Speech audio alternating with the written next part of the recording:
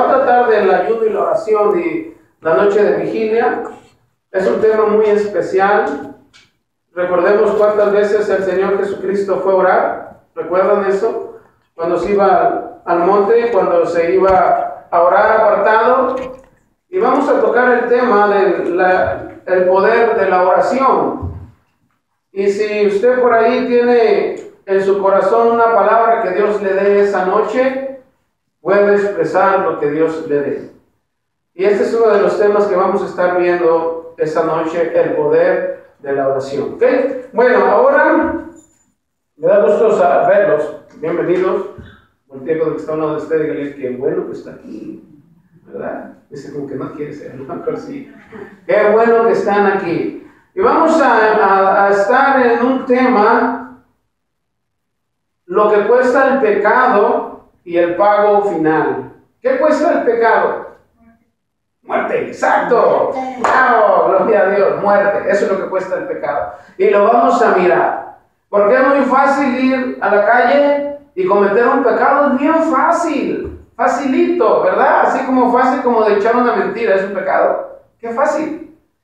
Pero ¿cuál es el pago final? La muerte. Y vamos a ver en el libro de Génesis, en el capítulo 6, porque ahí vamos a continuar, y voy a hacer una aclaración antes, porque vamos a ver algo espectacular aquí que está pasando en el libro de Génesis, en el capítulo 6, cuando Dios hace una gran declaración sobre la humanidad. Pero quiero aclararle esto antes de continuar. Dios es un Dios de amor. Dios es un Dios de misericordia y de paz, y Dios también es un juez justo. Eso lo tenemos muy en claro. Pero hay algo también que dentro de todos los atributos que Dios tiene un atributo muy especial, que Dios es santo. Y en su santidad nunca va a permitir que el hombre viva en pecado, o que también el pecado destruya lo que él hizo. El pecado que hubo en la humanidad, Dios ha tratado de perdonar, Dios ha tratado de rescatar para que no se sigan destruyendo los seres humanos. El pecado ha corrompido la creación, pero Dios siempre ha tenido en mente querer salvar a su creación, querer salvar a sus hijos. Y mire una cosa, nosotros ¿vamos a defender lo que nos pertenece, sí o no? Es una pregunta. Si usted tiene algo que le pertenece, lo va a defender, como dicen por ahí, a capa y espada, porque es suyo. No vamos a dejar que alguien venga y se lleve lo nuestro así fácilmente. O me lo llevo porque me lo quiero llevar. Porque tal vez usted lo consiguió con esfuerzo, o lo consiguió con amor, lo consiguió con paz, con esa gran idea de que un día iba a ser suyo aquello que anheló, y que llegue alguien y de repente se lo quite, como que sí va a defender, ¿verdad? Lo que es suyo. Bueno, de igual manera Dios está defendiendo la humanidad del pecado, porque el pecado está entrando más y más a la humanidad. En los años 70, cuando yo era un chiquitito, no tan chiquito, ¿ves? En los años 70, miren qué a gusto uno se paseaba en bicicleta a medianoche. Tenía unas bicicletas con parrillita y ahí te doy un rete y andábamos jugando con las bicicletas, paseando en columpios, en los árboles, debajo de los árboles, ir al río y con toda la paz del mundo. No había tanta maldad.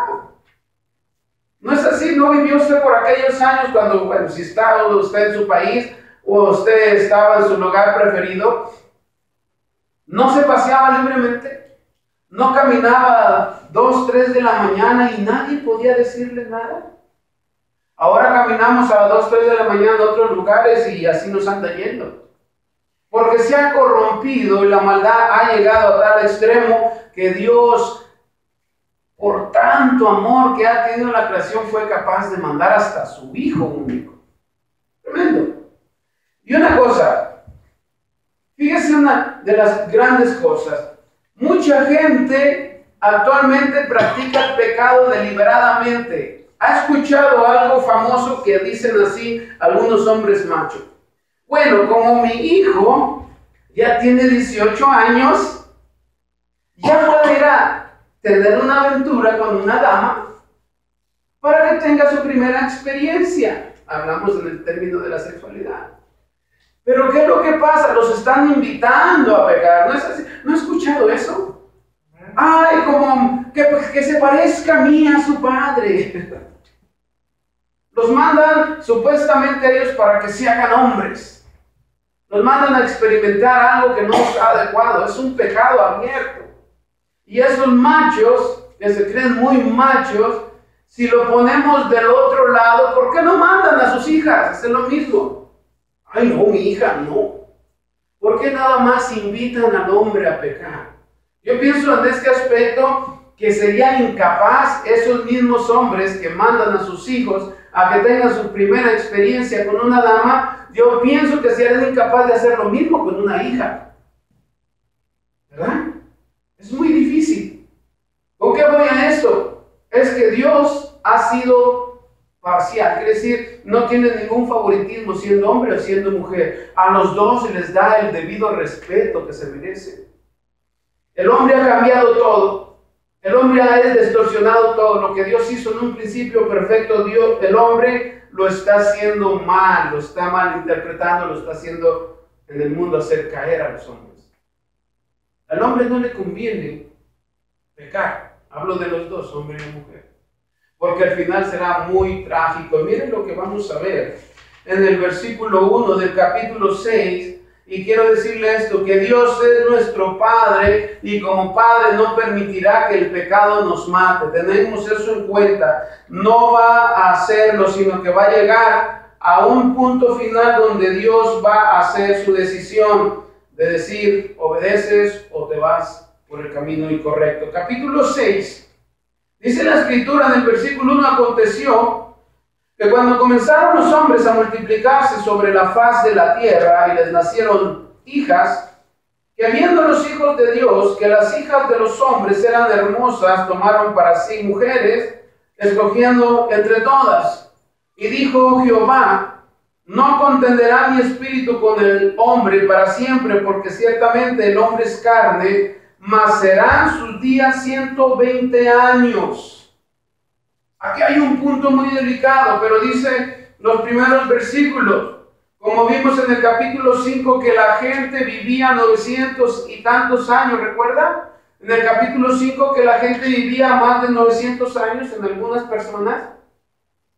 Dice la Escritura que la gente se empezó a multiplicar sobre la faz de la tierra y les nacieron hijos e hijas por donde quiera había la humanidad. Y dice el versículo número 2, que ha sido muy controversial, que viendo los hijos de Dios que las hijas de los hombres eran hermosas, tomaron para sí mujeres, escogiendo entre todas. ¿Cuáles son los hijos de Dios? Y eso es algo muy importante en la vida del cristiano, porque todos nos llamamos hijos de Dios, ¿verdad? Ahora, ¿cuáles son los hijos de Dios de este tiempo? Lo que la Escritura narra aquí en el versículo 2 de Génesis, del capítulo 6, dice la Escritura que los hijos de Dios son los que vamos a ver en el libro de Job. Vaya conmigo al capítulo 1 para examinar de qué hijos habla la Escritura aquí, porque es muy delicado, porque a veces podemos confundir que somos nosotros. Pero vamos a ver lo que dice la Escritura en Job capítulo 1, en el versículo 6, cuando habla de los hijos de Dios. ¿Está ahí conmigo? Dice, un día vinieron a presentarse delante de Jehová los hijos de Dios, entre los cuales vino también Satanás. Ok, los versículos, primera letra. Un día vinieron a presentarse delante de Jehová los hijos de Dios. Aquí está el punto clave. En ese entonces los hijos de Dios eran los ángeles. ¿Estamos? Le digo que son los ángeles porque eran los únicos que tenían el acceso a entrar al trono de Dios. Y Dios les llamaba hijos, su creación. Estos son los que hay una controversia en el versículo 2 de Génesis, cuando habla que los hijos de Dios vieron a las hijas de los hombres. Ahora, son los hijos de Dios que vamos a ver puestos son los ángeles. Y las hijas de los hombres son las damas que nacieron después de Adán y Eva. Ahora, ¿cómo un ángel pudo acercarse y escoger para mujer a una mujer natural? La Biblia dice que los ángeles no se dan en casamiento, ¿cierto? Que ellos no se casan, los ángeles. Pero la Escritura narra en otros versículos que los ángeles caídos, que son Satanás y sus achichincles, ellos mismos ya traían la maldad porque fueron lanzados a la tierra. Estos ángeles malos que se consideraban los hijos de Dios que entraban al cielo, tomaron posesión de un cuerpo de hombre natural. Es entonces que estos hijos de Dios, tomando un cuerpo de hombre natural, fueron y se casaron o se juntaron con las hijas de los hombres. ¿Hasta ahí estamos bien? Porque esto en ocasiones es confuso. Los ángeles son aquellos hijos de Dios que se mezclaron, por decirlo de esta manera, con las hijas de los hombres. Esto vino a alterar lo que Dios hizo al principio. Por esto estos ángeles caídos que tomaron posesión de un cuerpo de hombre natural, estaba corrompido ese hombre natural, porque esos ángeles caídos tenían pecado. Van a conquistar a las damas, ¿no? Con flores, no sé cómo llegarían, ¿verdad? Les llegan y las conquistan y hacen una unión. Y es lo que esto alteró el orden divino de Dios, porque al principio era hombre natural con una mujer natural, Adán y Eva.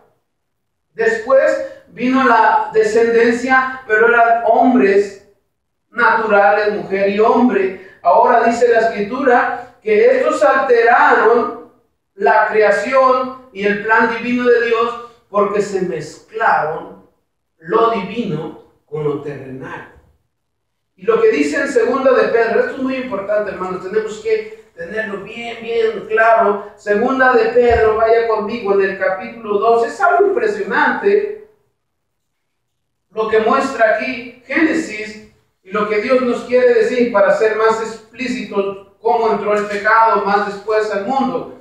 2 de Pedro en el capítulo 2, en el versículo 4, dice la Escritura: porque si Dios no perdonó a los ángeles que pecaron, sino que arrojándolos al infierno los entregó a prisiones de oscuridad para ser reservados al juicio. Y si no perdonó al mundo antiguo, sino que guardó a Noé, pregonero de justicia, con otras 7 personas, trayendo el diluvio sobre el mundo de los impíos, y si no condenó por destrucción a las ciudades de Sodoma y Gomorra, reduciéndolas a cenizas, poniéndolas de ejemplo a los que habían de vivir impiamente. Dios estaba dando al mundo señales para la salvación. Ahora vemos aquí en el versículo 4 que lo que dijimos, que los ángeles caídos son los que empezaron a distorsionar más el mundo. Es como aquella persona o aquel ingeniero que hace una represa de agua, levanta las bardas, detiene el agua en lo que hace la construcción. Pero un día se le ocurre destruir esa presa llena de agua. ¿Qué pasará con los que están más atrás si hay un pueblo o una ciudad? ¿Qué pasará si él abre todas las compuertas y se deja ir toda el agua? ¿Qué pasa? Se lleva todo lo que encuentra. Hay destrucción, hay muerte. Es lo mismo cuando el hombre le abre la puerta al pecado, viene la destrucción y se lleva a quien se le pone enfrente. Es tremendo lo que sucede. Y estos ángeles caídos son los que ocasionaron todo esto mal que pasó. Y el versículo 3 dice del capítulo 6, y dijo Jehová: no contenderá mi espíritu con el hombre para siempre, porque ciertamente él es carne, mas serán sus días 120 años. ¿Ve hasta dónde la maldad alcanzó? Sí. Estamos en Génesis capítulo 6, en versículo 2 y 3. Y dice la Escritura: y dijo Jehová: no contenderá mi espíritu con el hombre para siempre, porque ciertamente él es carne, mas serán sus días 120 años. ¿Cuánto vivían en el principio? 800, 900, casi 1000 años Matusalén vivió. 1000 años. Ahora, ¿por qué dice que los días serán 120 años? Porque ciertamente cuando hay pecado hay muerte.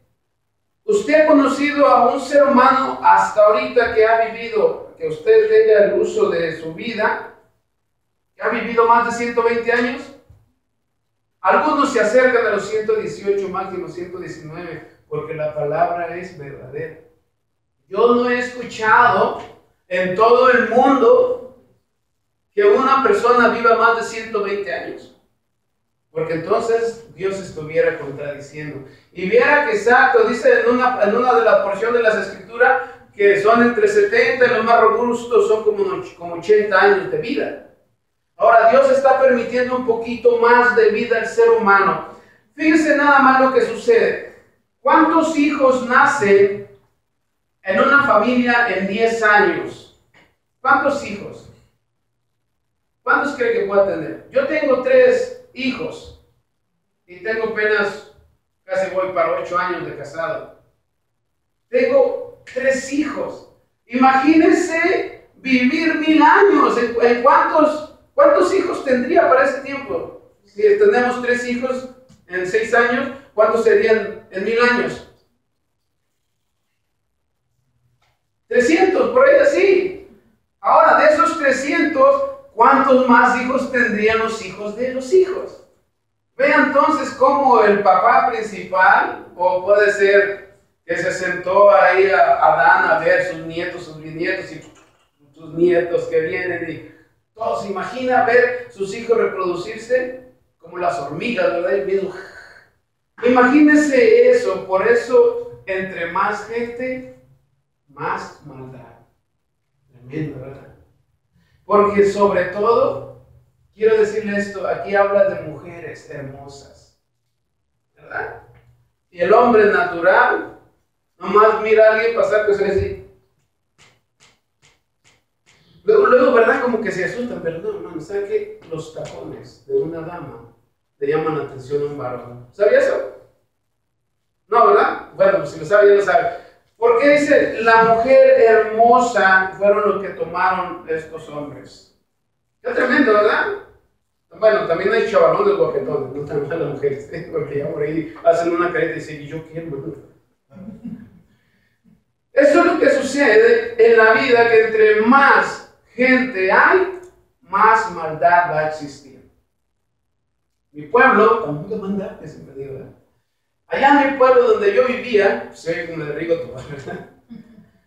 Allá vivía en un pueblo cerca de 1000 personas, 2000 personas máximo. Era un pueblo bonito, hermoso, con su río y toda la gente en las tardes sacaba sus sillas y regar y barrer las piedras porque no hay pavimento, ahorita ya hay, pero barrían y digo, hola, ¿cómo estás? Y los señores se quitaban sus sombreros para saludar a las damas, bien bonito.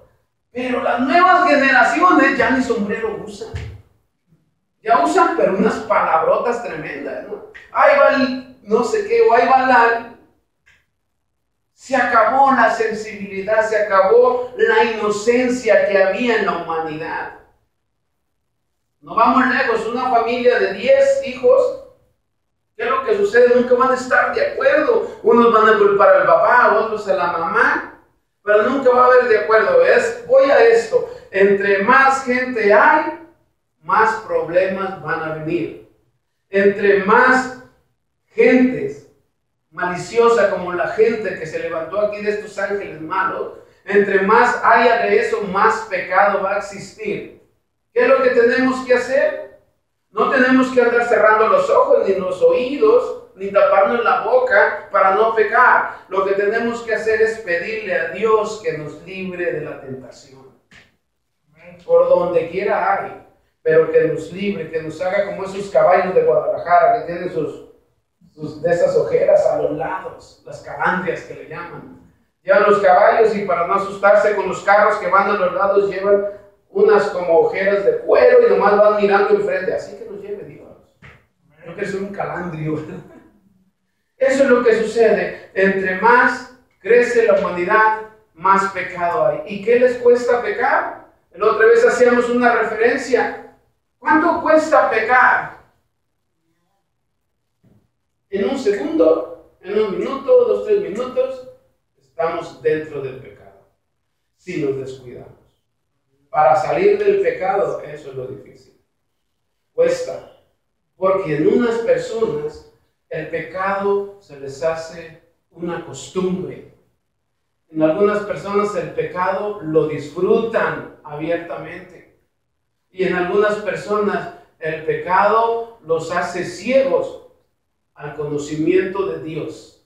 Por eso cuando en ocasiones nos llaman la atención, nos da coraje. ¿Tú por qué me vienes a decir esto? Ay, que déjame hacer lo que yo quiera, ¿verdad? Pero si nosotros somos sumisos y entendidos a Dios, vamos a reconocer nuestra falta y vamos a caminar con Dios. Porque lo último que sucede del tema el pago final, abiertamente se los voy a decir, es el infierno. No podemos decir, ay, es que es un lugar de fueguito. No, es el infierno. Donde nadie quiere ir. Preguntémosles a las personas que no conocen al Señor, ¿qué pasará si te mueres? Ay, yo voy con Dios. ¿Sí? ¿Has aceptado a Cristo a tu vida como tu Salvador? ¿Has caminado como Cristo lo manda? ¿O has intentado caminar como Cristo lo manda? ¿He intentado yo obedecer a Dios? Esos son los detalles que nos van a llevar al conocimiento donde vamos a estar al final. ¿Qué pago va a llevar a la persona, Señor? Y miren lo que nos sigue diciendo en la escritura del versículo 5. 4, estamos en el 4, ¿verdad?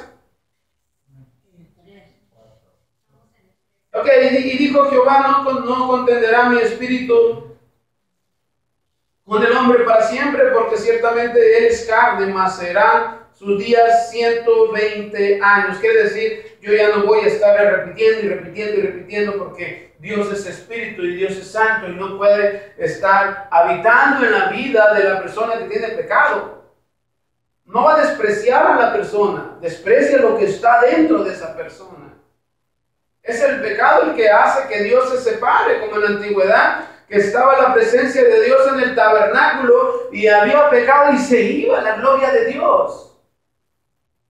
Nosotros somos el cuerpo de Cristo donde habita el Espíritu Santo, y si pecamos, la gloria del Espíritu Santo se va a ir de nosotros.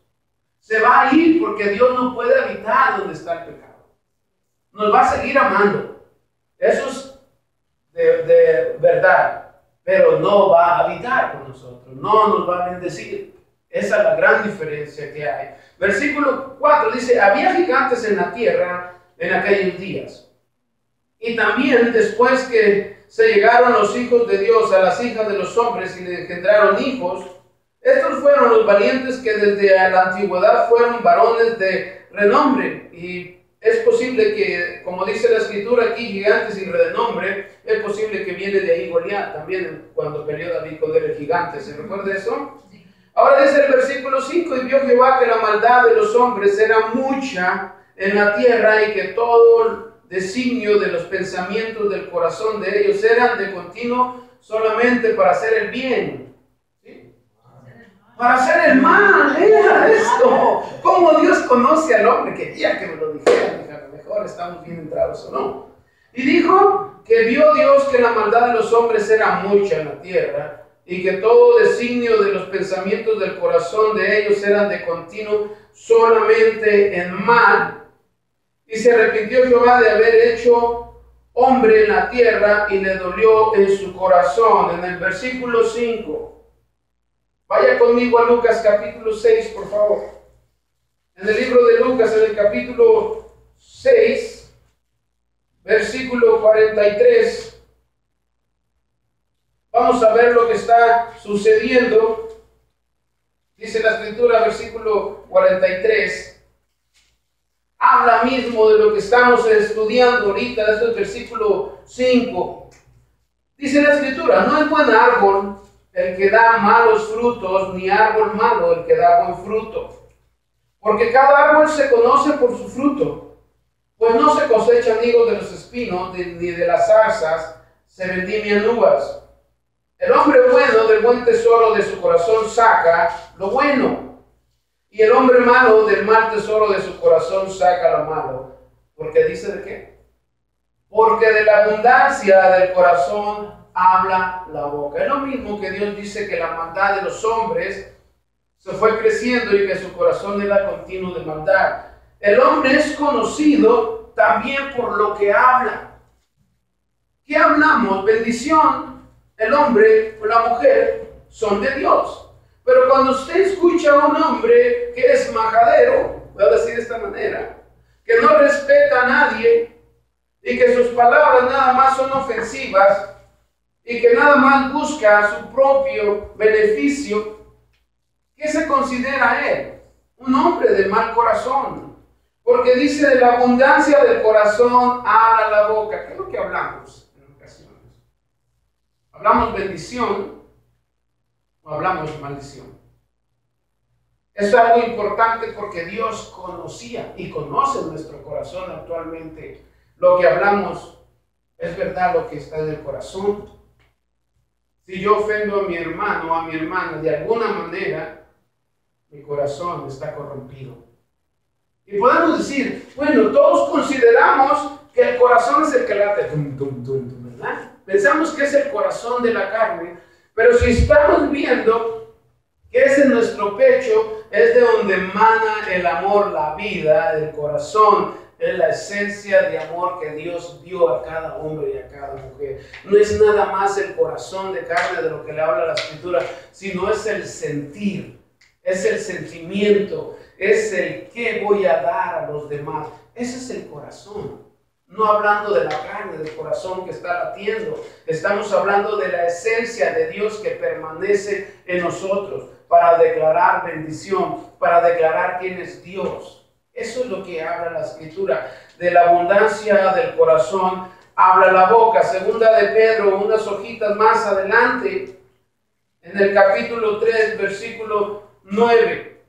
Vaya conmigo, por favor. Hay un adelantito, unos libros más. Segunda de Pedro, en el capítulo 3, versículo 9. Dice la Escritura, ¿está ahí conmigo?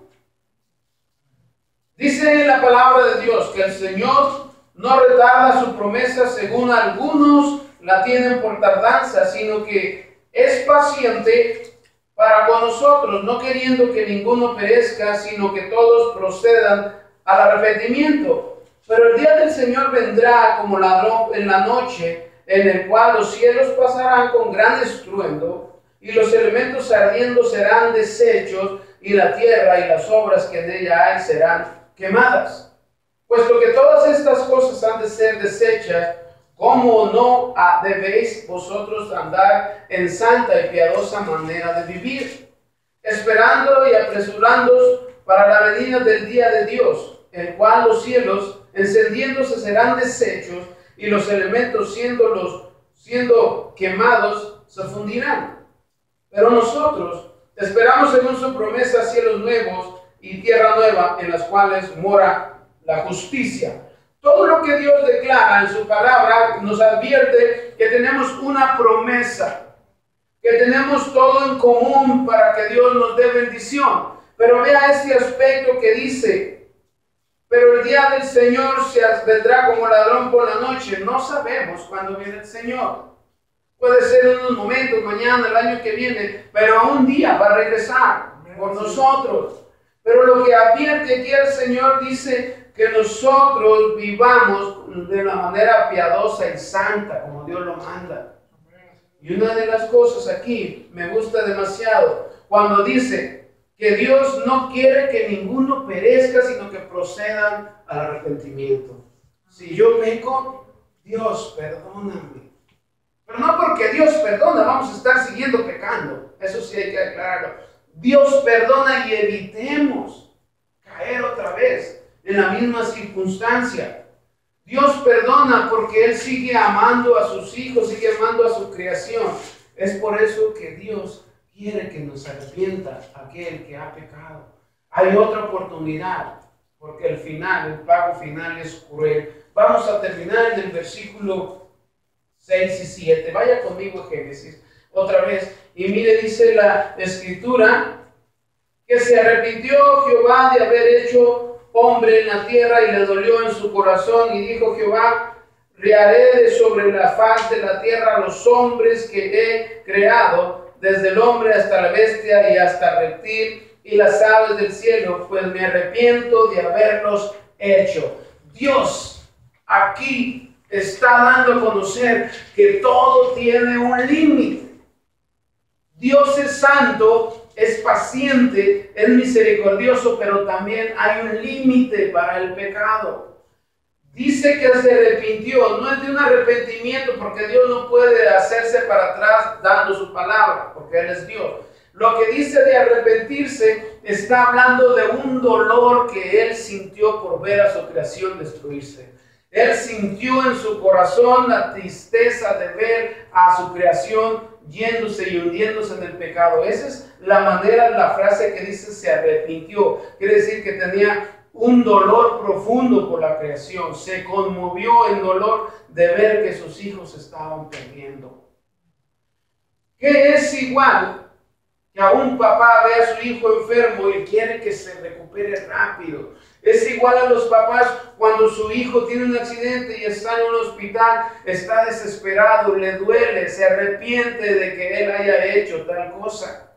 Ese es el tipo de arrepentimiento que Dios tuvo, que Dios le dolió en su corazón que los hijos, que su creación, que el mundo se estaba perdiendo. Eso es de lo que habla, porque mucha gente lo critica a Dios de esta manera. Pues no, que Dios no se arrepiente, porque no hay una figuración de lo que se está hablando, por eso dicen de esa manera. Pero si vemos el contexto de los primeros y los últimos versículos, habla de la creación en decadencia y que Dios como Padre se conmueve al ver sus hijos hundirse, ver sus hijos destruirse. Es lo mismo. Ahora, fíjense lo que dice: lo que cuesta el pecado, no cuesta nada cometerlo, pero el pago final es lo que dice, y encontramos en Lucas capítulo 16, vamos a terminar aquí, unos 2, 3 versículos que vamos a leer. Este es el pago final. No cuesta nada pecar, pero el pago final está en Lucas 16, versículo 22 al 25. Dice la escritura, en el versículo 22, aconteció que murió el mendigo y fue llevado por los ángeles al seno de Abraham, y murió también el rico y fue sepultado. Vemos una historia del rico y Lázaro, uno que era rico y otro que era pobre, pero el rico fue más ambicioso y no daba nada, y el pobre era más humilde. Y dice que aconteció que murió el mendigo y fue llevado por los ángeles al seno de Abraham, y murió también el rico y fue sepultado. Y en el Hades alzó sus ojos, estando ¿en qué? En tormento, y vio de lejos a Abraham y a Lázaro en su seno. Lázaro estaba en un descanso. Entonces él, dando voces, dijo: Padre Abraham, ten misericordia de mí, y envía a Lázaro para que moje la punta de su dedo en agua y refresque mi lengua, porque estoy atormentado. ¿En dónde? En esta llama. O sea, no la está pasando bien. Y el versículo 25 dice: pero Abraham le dijo: Hijo, acuérdate que recibiste tus bienes en tu vida y Lázaro también males, pero ahora este es consolado aquí y tú atormentado. Y más después dice que después de muerto Lázaro, ni Abraham ni el rico podían pasar de ese lugar al otro. Así es de que este es el trágico final de lo que les espera a aquellos que practican el pecado. ¿Queremos estar como Lázaro en el descanso o queremos estar como el rico que estaba en un lugar de tormento? Y la escritura dice: en una llama que nunca se apaga, que arde de día y de noche, está por la eternidad. Y dice que el gusano de ellos no muere. El rico sentía el dolor. ¿Cómo después de muerto sentía el dolor? Porque después de morir físicamente hay una vida eterna. Y se va a sentir. Y vamos a vivir. ¿Dónde? Donde nosotros decidamos caminar aquí en la tierra sin pecar para llegar a un final feliz y no trágico. Lo que cuesta el pecado y el pago final es lo que Dios nos está expresando. Escoger bien. Miren, hermanos, cuando uno peca, aquí está el pecado. Ya pecamos y seguimos caminando, pero el pecado viene detrás de nosotros. Y aunque esté corra, el pecado viene detrás de nosotros. Brinca y salta y grita, el pecado está atrás de nosotros. Vaya para donde vaya, se mueva. Este es el pecado, por un ejemplo, mi mano. Se mueve y allá está con usted. ¿No es así? Corra o brinque y se vaya a vivir a otro lado. El pecado ahí lo lleva.